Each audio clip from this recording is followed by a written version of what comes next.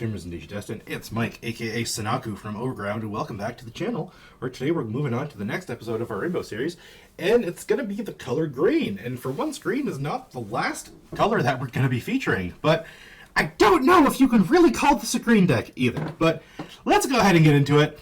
It's Eosmon! This is probably by far the least competitive deck you're going to see on our entire Rainbow series this time around. And as I've discussed in the past, I never know what the hell to do with green. I don't know what to do with myself. It's not a color I'm very familiar with. It's not a color I take a lot of pride in playing either. But this just seemed like it was too fun of a deck to ignore. The other option for green in this format, I guess if you want to take a competitive route, is like there's green control. You can still rely on Ancient Troymon and like Refleximon still. And now you've got the green hybrids as well that help, add a bit more consistency. But now I threw that all out the window. I tried building a competitive green deck, and I said, you know what? Let's do Eosmon. It's so much fun. It's so stupid, but it can eke out so many games if your opponent just doesn't know what the hell's going on. And I'm going to talk about the build that I've constructed that I feel is probably the most consistent and competitive version of what a green base Eosmon would look like. There are obviously better ways to play Eosmon. I think yellow might be the best because of like stuff like Starmon and Spiral Masquerade as well, just because you can constantly multiply your board really quickly. But I like this version just because it's nice, pure, clean, consistent. All the colors already kind of mesh well together, and you don't have to worry about having any conflicting cards that you need to play a specific set of cards as well. So let's go ahead and get into the card by card. The baby in this deck is literally redundant. It could be absolutely anything, because you actually don't want your rookies to ever survive. Their entire purpose in this deck is to be thrown at your opponent's security, have them get destroyed, and then help you dig deeper to get more combo pieces. And then Terrimon's just here because, he's a good tech option. So let's talk about who we're killing. So first of all, it's Wormmon. That was a bad segue, I'm sorry. Wormmon, BT3, on deletion, reveal the top card. 3 cards of your deck, add 1 level 4 or 5 card among them, add them to your hand. This deck is very reliant on its level 5s. As you can see, we're playing 4 Eosmon, and then 4 Eosmon. That's not a mistake. Your eyes do not deceive you. They are all exactly the same card. We can play up to 50 copies of this Eosmon, and we're playing a whopping 12. So Wormmon helps us find this one Eosmon, which will then in turn help us get more Eosmon into play. Next, we're going to be looking at Morphomon. This is a new card from BT6. I cry every time. If you've seen Last Evolution Kizuna, you know exactly what we're talking about. So Morphomon on deletion, we reveal the top 5 cards of our deck. We add 1 Manoa, and we add 1 Digimon with Eosmon in its name, which again, we're playing, 12, 16, 20 whole copies of Eosmon. If we don't find an Eosmon with this thing, it's going to be very, very upsetting. And Morphomon helps us search out a level 6 as well, which is really important. And then Terriermon, just because, we want to stop people from getting memory in this format. Moving on to our champions, we're playing 4 copies of Togemon. Togemon, again, is just a consistency piece.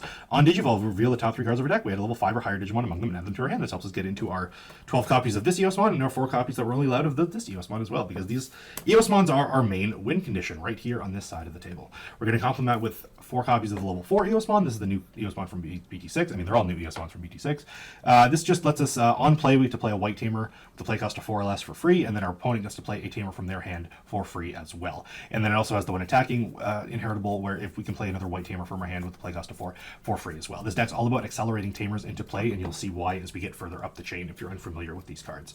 And then to round off our champions, we're playing 2 copies of Woodmon. This is just another way to help us Digivolve, to help us draw more cards and help accelerate into bigger and better things. And then if we need to set up a blocker and there's a potential for it to stick, then Woodmon is just a good option to go into. Next, we're playing 12 Eosmons. Next. Then we're playing the level 6 Eosmon as well. So the level 6 Eosmon, if you're unfamiliar, costs 5 to Digivolve. We can Digivolve it on top of a white or a green. And it's one Digivolving protected for each tamer in play, so that counts both you and your opponent, which is why it's actually important for them to play their tamers as well. We can place 1 level 5 or lower Eosmon from our trash at the top of this Digimon's evolution sources. And if we place 2 or more by this effect, we can delete 1 Digimon our opponent controls.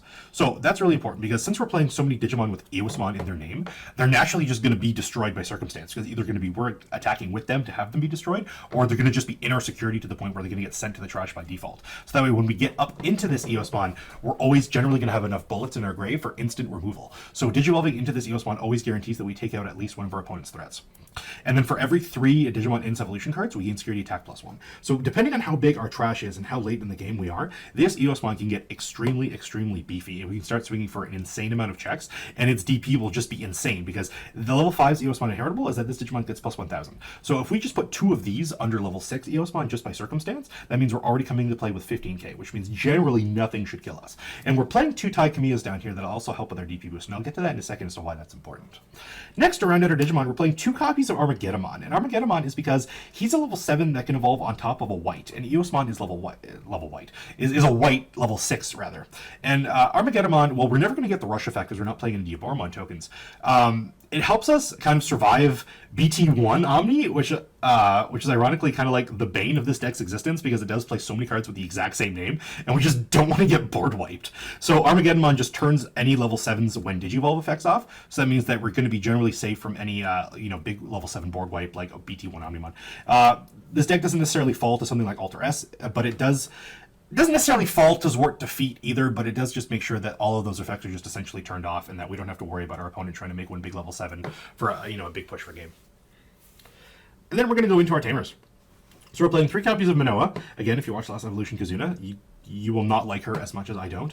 But for the context of this game, we're going to play her today. Unlike what we did in the purple deck, where she was just kind of there as a white tamer that set us to 3, she actually has a purpose in this deck. And if you don't know what Manoa does, I wouldn't be surprised, but I'm going to tell you anyway. So what she does is that during your turn, when you play an Eosmon, you can suspend her to reveal the top cards of your deck. You can add a tamer or a Digimon with Eosmon in its name to your hand, and then you put the rest on the bottom of your deck. Then on your opponent's turn, if you have an Eosmon in play, your opponent's tamers don't unsuspend. This would have been like super impactful in like Shine Greymon format. We don't have too many tamers now that kind of suspend. There's like opposing Takumis maybe that would stun. You can stun maybe a Sora Joe. You can stun a Izzy Joe as well if they've tapped it as well. So that effect is largely irrelevant. But the point is that whenever you play an extra Eosmon, you get to dig through your deck to get more Eosmons or more tamers to kind of accelerate and get the full benefit out of the rest of your cards. And because she's a white tamer, we're also playing Takumi because we can play it for free off of the level 4 Eosmon. And Takumi, you know you love it. It's just the anti-rookie rush card. So when level 3 attacks, you get to lose 1 memory, and when one of your Digimon digivolves, you get to suspend it to draw 1 card. And because we're using digivolving in this deck essentially as a draw engine exclusively, it's not generally meant to get us to our end game, because that's what we have all our search power for. Takumi just kind of helps turn 1 digivolve into a pot of greed. Takumi is also very counterintuitive in this deck because, as I mentioned previously, you're basically wanting to swing with your weenies so early on so you can delete them and search through your deck to get more combo pieces, and Takumi punishes you for doing that. So it's a little weird kind of paradox in this deck, but it's just something that you have to live with because it's the best other white tamer you can play since you're not essentially going to be playing Matter Tai in this deck. And then finally, we're playing 2 of the starter deck tie. And this is the one that gives all our Digimon plus 1,000. And that's going to tie directly into the card right beside it, which is Cutting Edge. And Cutting Edge is the new option that works for Eosmon in BT6. And Cutting Edge reads that you can play level 5 or lower Eosmon from your hand without paying its cost. Then you delete one of your opponent's Digimon with DP less than or equal to the Digimon played by this effect. So naturally, the highest DP Eosmon we could play into effect with Cutting Edge would be the level 5s, and which caps out at 6k. If we have 1 tie in play, that means that our deletion threshold now goes up to 7,000. It's going to come in with 7,000 immediately. And if we have 2 tie, that means that we can bring in an 8,000 destruction immediately as well, which kind of helps with our opponent's tempo and just gives us more opportunities to delete them. And because tie is also a tamer, it just gives us more targets to dig with Manoa as well. And then Cutting Edge on top of our level 6 Eosmon is essentially our main source of removal. So while Cutting Edge deals with the smaller stacks, Eosmon itself, level 6, will deal with the bigger stacks. So we kind of have opportunities to deal with both sides of the coin. And then with tie as well, let's say you only get 2 Eosmon under Eosmon with Eosmon's effect. Take a shot every time I say Eosmon in this video. This would go up to 15, and then the tie would bring it up to 16. So now it literally cannot be defeated by any other Digimon in your opponent's security because the highest stat line we have right now in the format is still going to be 15k. So yeah, that does it. This is the green episode of the Rainbow series, even though half of it's white, but it serves the purpose. It's still a green deck on its base. And while this may not be the most competitive deck and might not be the best Eosmon deck in general, I still feel that it is very, very, very fun. And I still built it to be as competitive as possible given the circumstances and given the state of the format. Will it win you a lot of games? No. Will it win you some games? Yes. Will it frustrate your opponent? Absolutely. And for some of you, that's exactly what you want in a Digimon deck.